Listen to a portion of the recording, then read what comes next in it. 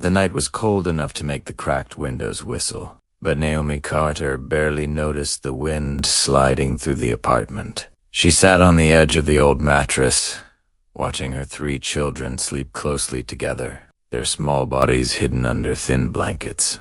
Her deep dark skin glowed faintly under the dim streetlight leaking into the room, and the exhaustion on her face looked heavier than anything she had carried before. It had been 3 weeks since Marcus disappeared. 3 weeks of silence, unanswered calls, unpaid bills, and lies. She didn't even realize he had been stacking around her. Baltimore had always been hard on her, but now it felt like a predator waiting outside the door. She pressed her hands against her temples, trying to stop the pounding. The noise wasn't from her mind this time. It was real. A sharp, aggressive knock echoed through the walls. Naomi froze. Her heartbeat quickened. She knew that knock. It wasn't the landlord. It wasn't a neighbor. It was them, the debt collectors. Marcus had been hiding from. She moved quietly, crossing the dim living room with careful steps, as if sound alone could put her children in danger. Through the peephole, she saw 2 men dressed in black jackets, scanning the hallway like wolves. One held a clipboard, the other tapped the door again. Harder. Naomi pulled back instantly, breath trembling. Her instincts screamed at her to stay silent, but the fear of their persistence clawed at her chest. If they kept knocking, the kids would wake up, and if they woke up, they'd be terrified. For a moment, Naomi thought about her life before the Chaos-to warm mornings. Marcus laughing, the kids running around the kitchen. But that felt like a memory from someone else's world. These men outside, they were here because of him, because he left her with more than heartbreak. He left her hunted. Then the voice came through the door. Naomi Carter, open up. We need to talk about Marcus. Her blood ran cold. They knew her name. She stepped back slowly, clutching the thin fabric of her coat. Her children shifted in their sleep behind her, unaware that danger stood inches away. And for the first time since Marcus vanished, Naomi realized something terrifying. This wasn't just about debts anymore. These men wanted something and they weren't leaving without it. The knocking stopped, but the silence that followed was worse. Naomi stood in the middle of the room, breathing quietly, listening for every footstep outside. The men whispered to each other, their voices muffled through the peeling walls. She tried to catch fragments of their conversation, but heard only pieces. Us ran off. Not just money. Every word pressed against her sense of safety like a blade. Suddenly, the doorknob rattled. Naomi slapped a hand over her mouth, forcing herself not to gasp. They were testing it, checking if it was locked, checking if she was alone. Her youngest son, Caleb, stirred in the next room, letting out a small, sleepy whimper. Naomi rushed to him, kneeling beside the mattress. She gently placed her hand on his back, whispering, baby, Mommy's here."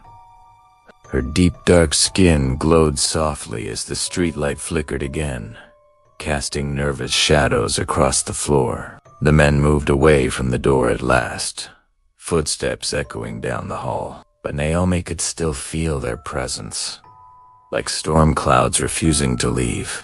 She waited until she was certain they were gone before she grabbed her phone and opened the messages Marcus left before disappearing. Most were empty promises. Some were but the last one, the one she never showed anyone, was a single sentence that haunted her.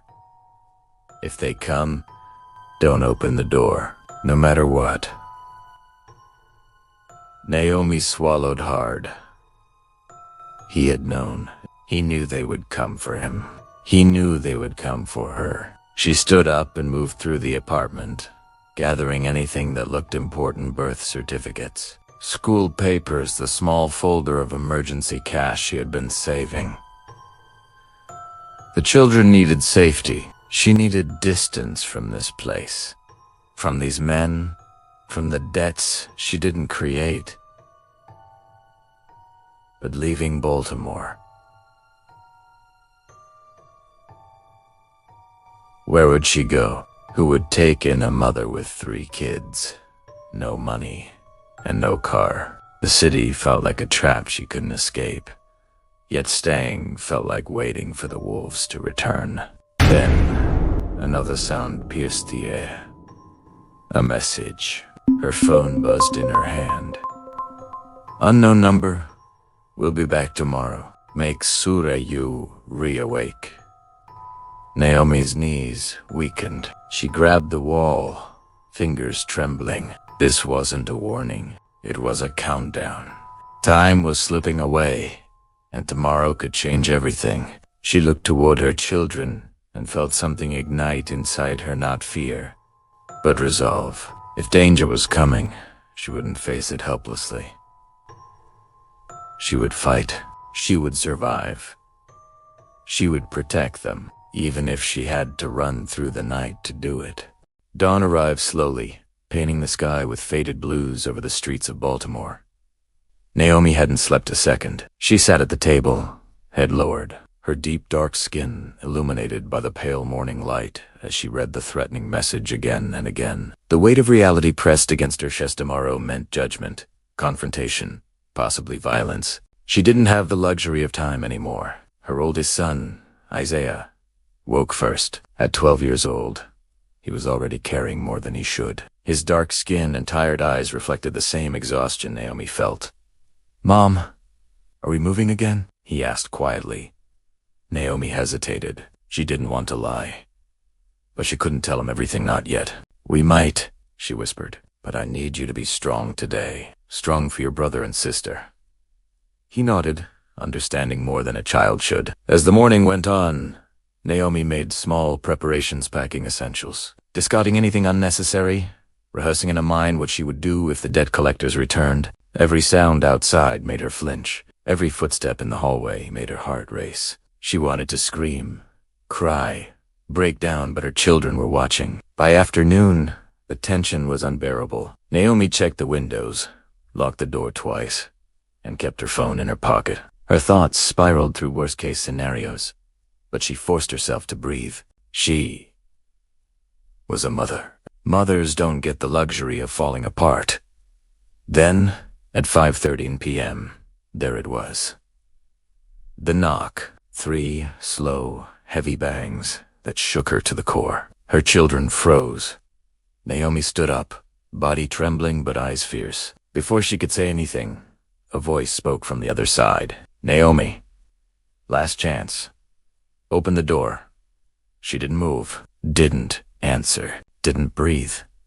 The doorknob twisted violently, then again, then harder.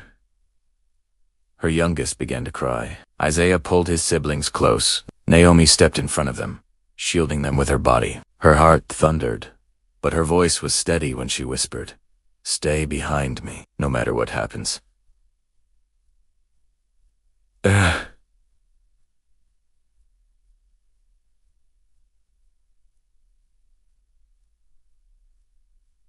No mataroro? Ermasis. Ere.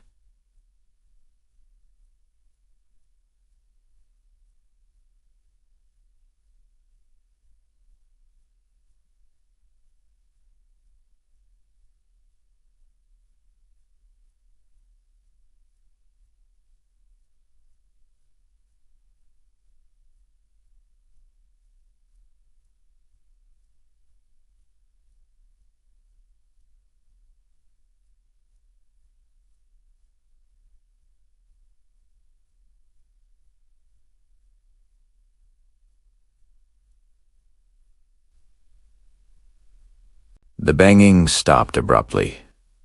Then Footsteps, slow, moving away. But not too far.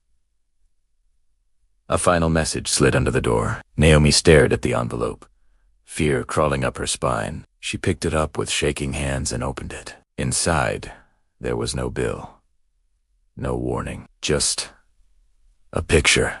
A picture of Marcus tied to a chair, bruised, terrified, and a handwritten note. Tomorrow, midnight.